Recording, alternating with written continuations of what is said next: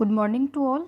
आज के इस वीडियो में हम संपूर्ण भारतीय इतिहास के कुछ MCQs देखेंगे, मल्टीपल चॉइस क्वेश्चंस देखेंगे और भारतीय इतिहास को समझने का पूरा प्रयास करेंगे। तो स्टार्ट करते हैं। सबसे पहला हमारा क्वेश्चन है कि किस वेद में पृथ्वी को भारत माता के रूप में स्वीकार किया गया है। क्या प्रश्न है? वेद के बारे में पूछा गया है, प्रश्न वेद पे है। किस वेद में हमें ये जानकारी मिल रही है पृथ्वी के बारे में कि भारत माता के रूप में उसे संबोधित किया गया है? तो यह जो क्वेश्चन है इसका आंसर होगा अथर्ववेद में। वेदों की संख्या 4 होती है और यह जानकारी हमें अथर्ववेद में मिलती है। नेक्स्ट क्वेश्चन आता है Midas of gold. Midas of gold book है, इसके राइटर के बारे में पूछा है कि इस पुस्तक का लेखक कौन है। तो देखिए अल मसूदी। कौन है? अल मसूदी ने एक पुस्तक लिखी थी मिडास ऑफ गोल्ड। नेक्स्ट हम क्वेश्चन देखते हैं विक्रम संवत की शुरुआत कब हुई थी। देखिए कई सारे संवत चलते हैं जिनमें विक्रम संवत की हम बात करते हैं, तो इसका जो प्रारंभ माना जाता है वह 57 ईसा पूर्व माना जाता है। तो कौन सा संवत पूछा जा रहा है यहाँ पे? यहाँ विक्रम संवत पूछा जा रहा है और इसका आंसर क्या होगा? 57 ईसा पूर्व। बहुत ही ध्यान रखने वाली बात यह होती है कि ईसा पूर्व भी आपको याद रखना होता है, 57 ईस्वी नहीं करना होता है। अगला प्रश्न हमारा है निम्नांकित में से कौन सा वेदांग नहीं है। देखिए वेद जो होते हैं उनके अंगों की बात की जा रही है, तो वेदांगों की संख्या कितनी है? 6 है। जिनमें से कौन सा नहीं है? इसमें शिक्षा, ज्योतिष, व्याकरण है, लेकिन सूत्र जो है वो वेदांग के क्षेत्र में नहीं आता है। अगला हमारा प्रश्न आता है प्राचीन भारत में नौका शास्त्र के ग्रंथ युक्ति कल्पतरु के लेखक कौन थे। तो यह जो ग्रंथ है इसके जो लेखक थे वह थे राजा भोज। इस प्रश्न को एक बनाने का यह भी तरीका है कि युक्ति कल्पतरु नामक जो पुस्तक है उसकी विषय वस्तु क्या है, तो हमें लिखना होता है नौका शास्त्र। इस प्रश्न को हम इस तरीके से भी बना सकते हैं कि राजा भोज की वह पुस्तक जिसमें उन्होंने नौका शास्त्र के बारे में सारी जानकारी दी है, तब हमारा आंसर हो जाएगा युक्ति कल्पतरु। बहुत ही इम्पोर्टेंट बुक है ये, किसी भी तरीके से एग्ज़ाम में पूछी जाती है और हमें इसकी जानकारी होनी चाहिए इतिहास को जानने के लिए। नेक्स्ट क्वेश्चन हमारा आता है ऋग्वैदिक आर्यों का भौगोलिक क्षेत्र क्या था।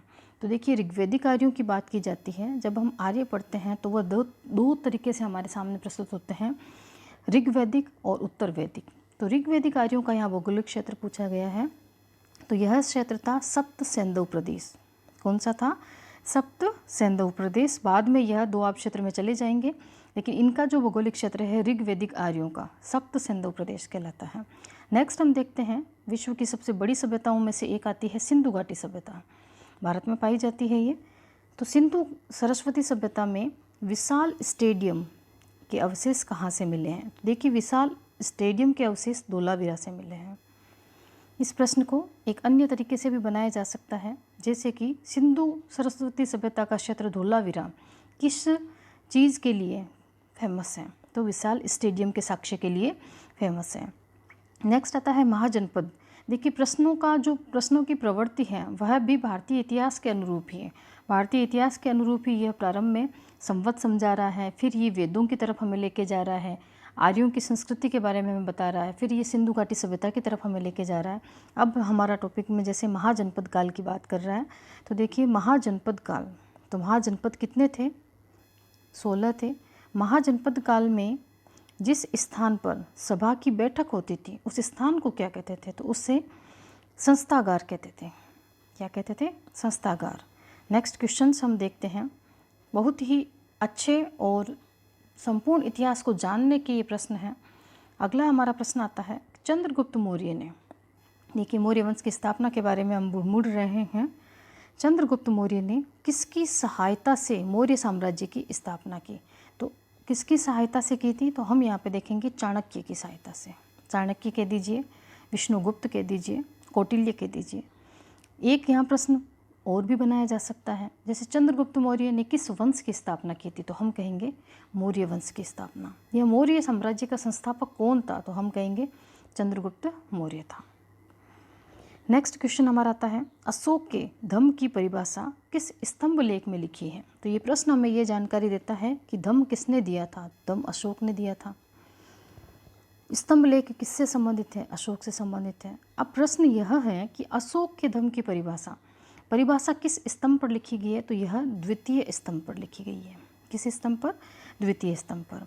नेक्स्ट हमारा प्रश्न आता है प्रयाग प्रशस्ति, हरिसेन द्वारा रचित है ये प्रयाग प्रशस्ति। तो प्रयाग प्रशस्ति में किस गुप्त शासक की, मौर्य के बाद में आता है गुप्त वंश, सीक्वेंस में भी क्वेश्चंस में ऐसे ही दिया है।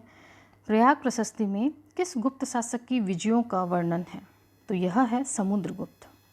अब यहाँ प्रश्न एक अन्य तरीके से भी बनाया जा सकता है, जैसे कि हम बात करें समुद्रगुप्त की विजयों का वर्णन किस प्रशस्ति में मिलता है? तो हम कहेंगे प्रयाग प्रशस्ति में मिलता है।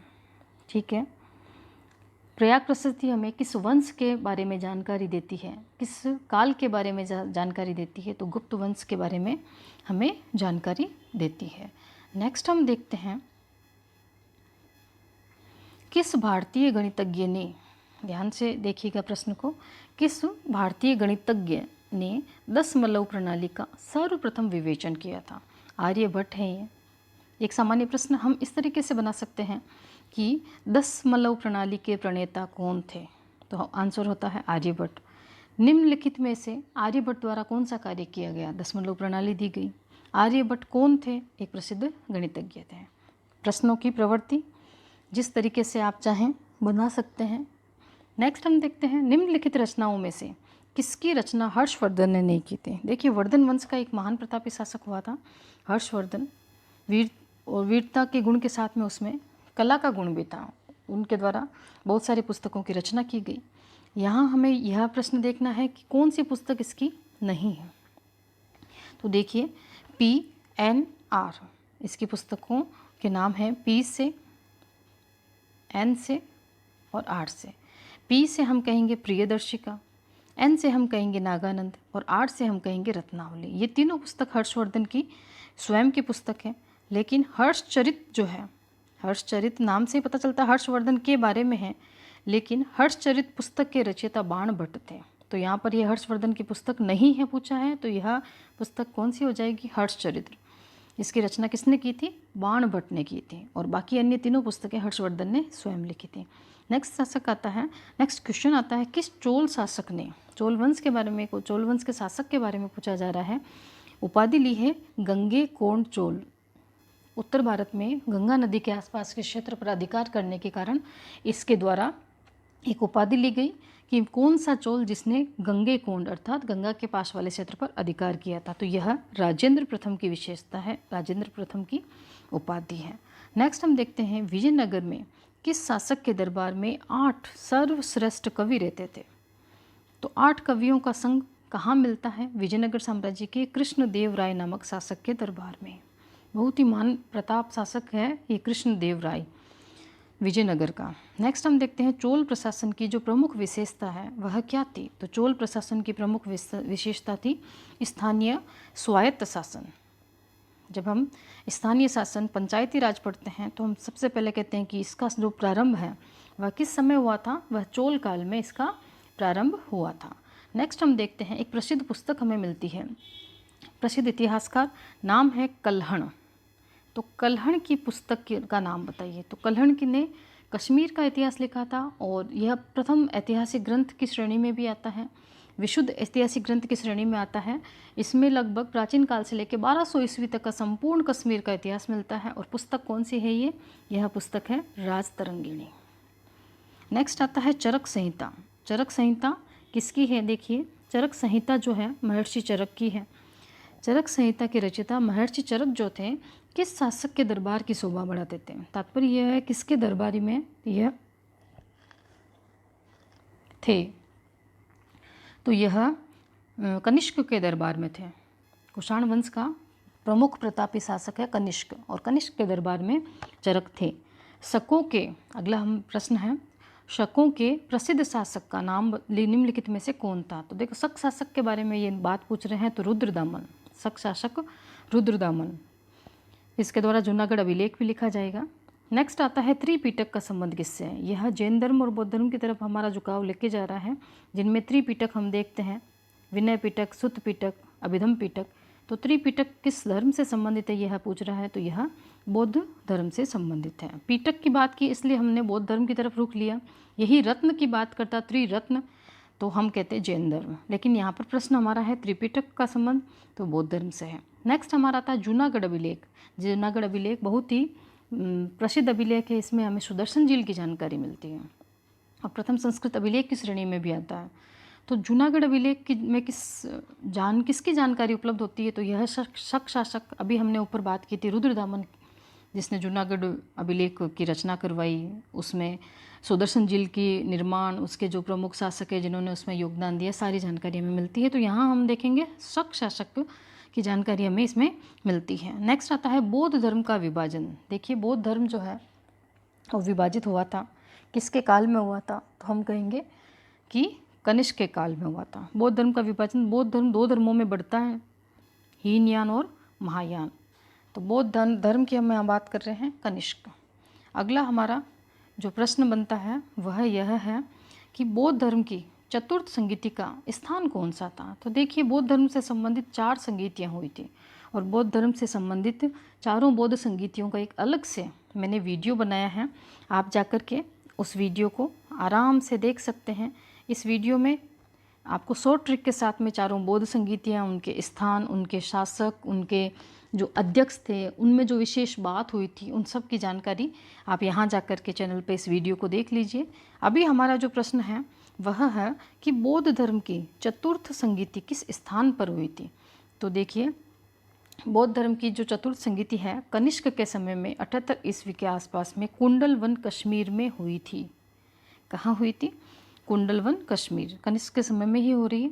नेक्स्ट आता है हूणों का सर्वाधिक संघर्ष किसके साथ हुआ था। तो हूणों का सर्वाधिक संघर्ष जो है गुप्त वंश के शासक स्कंदगुप्त के समय में हुआ था। हूणों का आक्रमण हुआ था स्कंदगुप्त के समय में। बात करते हैं, अगला हमारा प्रश्न है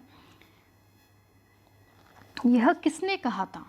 एक कथन दिया गया है, हमें उसका आंसर बताना है कि यह किसने कहा था कि हमें सूखे वृक्ष की जड़ों पर प्रहार करना चाहिए, शाखाएं तो अपने आप गिर जाएगी। यह कथन किसका है? तो देखिए पेशवाओं में से यह कथन बाजीराव प्रथम का है। बाजीराव प्रथम, जो बाजी जीतने में प्रथम हो उसने ये कथन कहा था, हमें सूखे वृक्ष की जड़ों पर प्रहार करना चाहिए, शाखाएं तो अपने आप गिर जाएगी। तो यहाँ सूखा वृक्ष जो है वो मुग़ल शासक के बारे में कहा गया है, शाखाएं उसके मुग़ल शासक के अधीन क्षेत्र जो हैं उनके बारे में बात कही गई है कि हमें तो सिर्फ मुग़ल शासक पर आक्रमण करना चाहिए, बाकी तो सभी अपने हाथ में अपने आप आ जाएंगे। नेक्स्ट आता है निम्नलिखित में से इनमें से कौन सी एक उपाधि की बात की जा रही है बप्पा रावल ने धारण नहीं की थी। तो देखिए हिंदू सूर्य, चकवे, राजगुरु, यह तीनों उपाधियां बप्पा रावल की हैं, लेकिन हिंदू सुल्तान जो है यह बहुत ही इतिहास में प्रसिद्ध उपाधि है, महाराणा कुंभा की है हिंदू सुल्तान। तो यहाँ बप्पा रावल द्वारा धारण नहीं की गई उपाधि कौन सी है? हिंदू सुल्तान हो जाएगी, क्योंकि यह महाराणा कुंभा की उपाधि थी। नेक्स्ट हम देखते हैं पृथ्वीराज चौहान और मोहम्मद गौरी, इनके बीच में युद्ध लड़े जाएंगे 2, 1191 और 1192। कब कब? देखिए 1191 और 1192 2 युद्ध लड़े जाएंगे। तराइन के युद्ध के नाम से यह बहुत ही प्रसिद्ध है। ठीक है, तो पृथ्वीराज चौहान और मोहम्मद गौरी के मध्य कौन से स्थान पर युद्ध लड़े गए? तराइन नामक स्थान पर। नेक्स्ट हमारा आता है रणथंबोर पर अलाउद्दीन खिलजी। रणथंबोर पर अलाउद्दीन खिलजी की ये बात कर रहा है, किस वर्ष अधिकार हुआ था।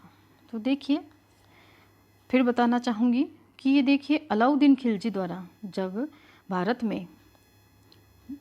में हम बात करते हैं शासक था जब अलाउद्दीन खिलजी, तब इसने राजस्थान के जिन क्षेत्रों पर विजय प्राप्त की थी उस समय जितने भी इसके समय में शाके हुए थे उनका मैंने यहाँ एक अलग से वीडियो बना रखा है। आप मेरे चैनल पे जाकर के यह वीडियो देख सकते हैं, जिसमें आपको सारे उसके समय के साके, उसने जिन जिन क्षेत्रों पर अधिकार किया था जैसे कि रणथंबोर, सिवाना, जालोर, चित्तौड़गढ़, उन सभी की जानकारी विस्तार से और बहुत ही सरल तरीके से समझाई गई है। आप चैनल पर जाके अवश्य देखें। यहाँ हमारा जो प्रश्न बन रहा है वह है कि रणथंबोर पर अलाउद्दीन खिलजी ने किस वर्ष अधिकार किया था। तो 1301 में अधिकार कर लिया था। हमारा अगला प्रश्न आता है मलिक मोहम्मद जायसी की रचना है पद्मावत। इसके अनुसार अलाउद्दीन खिलजी ने जो चित्तौड़ पर आक्रमण किया था उसका कारण क्या था? तो उसका कारण पद्मावत के अनुसार पद्मिनी को प्राप्त करने की लालसा थी। देखिए सभी कारण हैं जो उचित है। अलाउद्दीन खिलजी की साम्राज्यवादी महत्वाकांक्षा भी थी, मेवाड़ की शक्ति जो बढ़ रही थी उसके लिए भी चिंताजनक विषय था, चित्तौड़ की भौगोलिक स्थिति और सामरिक महत्व भी बहुत था। लेकिन मलिक मोहम्मद जायसी की रचना में पद्मावत में पद्मिनी को प्राप्त करने की लालसा को इसका सबसे सटीक आंसर माना गया है। तो एक प्रश्न यहाँ पर यह भी बनता है, पद्मावत किसके द्वारा रचित है? मलिक मोहम्मद जायसी के द्वारा। अगला हमारा प्रश्न बनता है कि कौन सा राजस्थानी शासक अपनी सांस्कृतिक उपलब्धियों के लिए इतिहास में प्रसिद्ध है? तो अभी हमने थोड़ी सी देर पहले चर्चा की थी महाराणा कुंभा के बारे में कि इन्हें हिंदू सुल्तान कहा जाता है, तो यह सांस्कृतिक उपलब्धियों के लिए बहुत ही प्रसिद्ध शासक हैं। अगला हमारा प्रश्न बनता है, महाराणा प्रताप ने बाबर की सेना को किस स्थान पर पराजित किया था? देखिए महाराणा सांगा और बाबर के मध्य जो विश्व प्रसिद्ध फेमस युद्ध है वह है खानवा का युद्ध। लेकिन यहाँ प्रश्न पूछा गया है कि महाराणा सांगा ने बाबर की सेना को पराजित किस स्थान पर किया था? तो यह बयाना भरतपुर का एक युद्ध हुआ था, उसमें उन्हें पराजित किया गया था। फरवरी के महीने में हुआ था 1527 में। अगला हमारा प्रश्न आता है, दुर्गादास राठौड़ ने राजस्थान की किस रियासत की रक्षा के लिए लंबे समय तक संघर्ष किया था? तो यह जो रियासत थी वह कौन सी थी? मारवाड़ थी। कौन सी रियासत थी? मारवाड़। अब अगला प्रश्न हम देखेंगे जिसमें हम राजस्थान के इतिहास के बारे में भी मुड़ेंगे थोड़ा सा। प्रथम यूरोपीय प्रश्न हमारा है, प्रथम यूरोपीय जिसने यूरोप से भारत के लिए सीधे समुद्री मार्ग की खोज की थी, तो ये प्रथम यूरोपीय कौन था? Vasco D gamma. Vasco D gamma के द्वारा 1498 में भारत की खोज की गई थी। और वास्को डी गामा किस क्षेत्र से संबंधित है? यूरोप से संबंधित है। नेक्स्ट हमारा प्रश्न आता है, प्लासी का युद्ध कब लड़ा गया था? तो देखिए प्लासी का युद्ध भी काफ़ी इतिहास प्रसिद्ध युद्धों में से एक है। 1757 में लड़ा गया था। और 1764 में कौन सा युद्ध लड़ा जाता है? बक्सर का युद्ध लड़ा जाता है। नेक्स्ट हमारा प्रश्न है, बंगाल में ईस्ट इंडिया कंपनी को 1717 में किस मुगल शासक द्वारा विशेष सुविधाएं दी गई थी? तो देखिए 1717 के समय की बात की जा रही है, सिर्फ बंगाल और में बात की जा रही है। तो यह शासक हमारा था फर्रुखसियर, मुगल शासक है ये फर्रुखसियर। इसके द्वारा इनको कुछ विशेष सुविधाएं दी जाएगी। नेक्स्ट आता है, पंजाब में सिख मिसल, कई सारी मिसल हुई है, सुकर चकिया का संबंध किससे है? तो सुकर चकिया मिसल का संबंध रणजीत सिंह से है। रणजीत सिंह किस मिसल से संबंधित है? सुकर चकिया मिसल। ठीक है। नेक्स्ट हम देखते हैं 1857 की क्रांति। इस क्रांति के संबंध में यह प्रश्न है, 1857 की क्रांति को पूर्व योजना के अनुसार किस समय में और एक साथ शुरू करने के लिए तय किया गया था? तो तिथि इसकी जो है वह 31 मई 1857 निर्धारित की गई थी। लेकिन हम देखते हैं यह जो क्रांति है वह 10 मई को हो जाएंगी। ठीक है, 10 मई 1957 को समय से पूर्व प्रारंभ हो जाएगी। लेकिन प्रारंभिक इसकी जो प्लान किया गया था उसमें 31 मई इन्होंने एक तिथि निर्धारित की थी कि इस समय संपूर्ण भारत में हम क्रांति करेंगे। तो यहाँ दोनों बातें ध्यान रखनी होती है कि पूछा क्या जा रहा है, क्रांति कब प्रारंभ हुई थी यह पूछा जा रहा है, या फिर क्रांति के लिए जो प्लान किया गया था वह किस तिथि का था। अगला हमारा प्रश्न है, अभी बताया था जैसे 10 मई 1857 को स्वाधीनता संग्राम प्रारंभ हुआ था ना, यह प्रश्न है कि कहाँ से हुआ था? तो यह मेरठ से हुआ था। ठीक है, मेरठ यूपी से हुआ था। नेक्स्ट आता है गोद निषेध नीति। देखिए गोद निषेध नीति लागू करने वाले गवर्नर जनरल का यहाँ पूछा गया है। तो यह लॉर्ड डलहौजी की नीति है, गोद निषेध नीति। इस नीति के अंतर्गत क्या होता था? इस नीति के अंतर्गत वह शासक जिसके स्वयं संतान नहीं है तो उसको एक नीति ला करके, गोद निषेध नीति ला करके शासक बनाने से, उसका जो दत्तक पुत्र है उससे शासक बनाने से इनकार किया गया और बाध्य किया गया कि अगर आपके संतान नहीं है तो आपका जो क्षेत्र है वह अंग्रेजी शासन द्वारा चलाया जाएगा, जिसका भयंकर विरोध होगा यहाँ पे।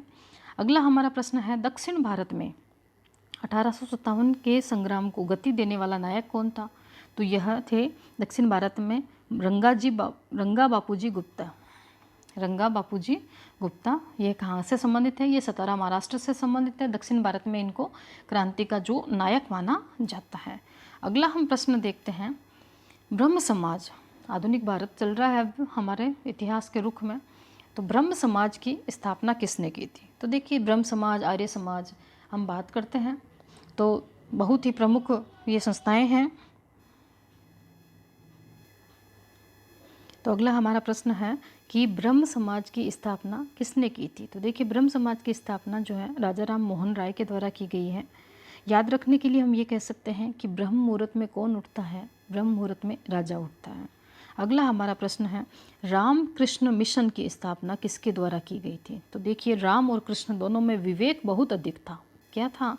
विवेक बहुत अधिक था। तो स्वामी विवेकानंद के द्वारा अपने गुरु के नाम पर राम किशन मिशन की स्थापना की गई थी। अगला हमारा प्रश्न है, 1893 ईस्वी में, बहुत ही मोस्ट इम्पॉर्टेंट क्वेश्चन है, विश्व धर्म सम्मेलन में विवेकानंद ने कहाँ भाग लिया था? तो यह शिकागो सम्मेलन में गए थे। इस प्रश्न को कई तरीके से बनाया जा सकता है। शिकागो विश्व धर्म सम्मेलन कब हुआ था? आंसर होगा 1893 में। अगला प्रश्न, विश्व धर्म सम्मेलन कहाँ हुआ था? शिकागो में। अगला प्रश्न, विश्व धर्म सम्मेलन में किसने भाग लिया था? तो हम कहेंगे स्वामी विवेकानंद ने। नेक्स्ट हम देखते हैं, राजा राम मोहन राय की मृत्यु कहाँ हुई थी? तो देखिए, इनकी मृत्यु जो है ये ब्रिस्टल इंग्लैंड में हुई थी। यह जो अकबर द्वितीय थे, उनकी जो पेंशन बढ़ाने के लिए ये ब्रिस्टल इंग्लैंड सिफारिश करने के लिए गए थे और वहीं पर इनकी मृत्यु हो जाएगी। तो ब्रिस्टल इंग्लैंड में राजा राम मोहन राय की मृत्यु हो गई थी। अगला हमारा प्रश्न है, राजा राम मोहन राय के प्रयासों से किस गवर्नर जनरल के समय सती प्रथा को रोकने के लिए कानून बना था? तो देखिए, यह है Lord William Bentinck. Lord William Bentinck के समय में राजा राम मोहन राय ने प्रयास किए और सती प्रथा पर रोक लगाई। बहुत इंपॉर्टेंट है। वेदों की ओर लौट चलो, अगला प्रश्न है हमारा, ये नारा किसने दिया था? तो देखिए, वेद किसकी विशेषता है? आर्यों की विशेषता है। और आर्य समाज का संस्थापक कौन था? स्वामी दयानंद सरस्वती थे। तो वेदों की ओर लौट चलो, ये बात भी कौन कहेगा? स्वामी दयानंद सरस्वती कहेंगे। नेक्स्ट हम देखते हैं कि जय हिंद का नारा किसने दिया था? तो देखिए, जय हिंद का नारा जो है सुभाष चंद्र बोस के द्वारा दिया गया था, जय हिंद का नारा। नेक्स्ट हम देखते हैं,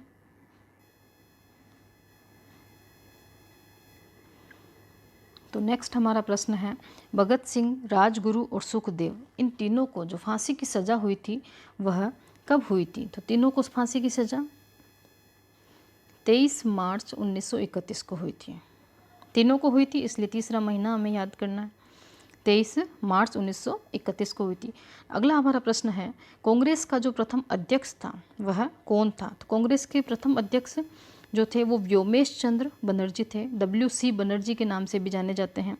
यह कांग्रेस के प्रथम अध्यक्ष थे। ए ओ ह्यूम की हम बात करें तो ए ओ ह्यूम कांग्रेस के संस्थापक हैं, लेकिन अध्यक्ष का प्रश्न पूछा गया है, इसलिए हम कहेंगे व्योमेश चंद्र बनर्जी। अगला हमारा प्रश्न है कि भारतीय राष्ट्रीय कांग्रेस के सूरत अधिवेशन जो कि 1907 में हुआ था, उसकी अध्यक्षता किसने की थी? उसका अध्यक्ष कौन था?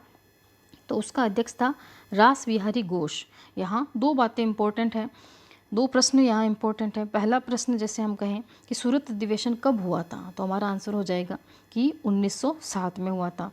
दूसरा, हमें यहाँ रास बिहारी घोष के बारे में ध्यान रखना है। बोस अलग व्यक्ति थे और रास बिहारी घोष अलग व्यक्ति थे, और सूरत अधिवेशन की जो अध्यक्षता है वह रास बिहारी घोष के द्वारा की गई थी। शब्द पर ध्यान दीजिएगा। अगला हमारा प्रश्न है, महात्मा गांधी ने किस आंदोलन के समय कहा था कि 1 वर्ष के भीतर हम आपको स्वराज्य दे देंगे? तो यह असहयोग आंदोलन के बारे में कहा गया था, उस समय कहा गया था महात्मा गांधी द्वारा। नेक्स्ट हमारा प्रश्न है, प्रांतों में द्वैध शासन, बहुत ही इंपॉर्टेंट प्रश्न है ये।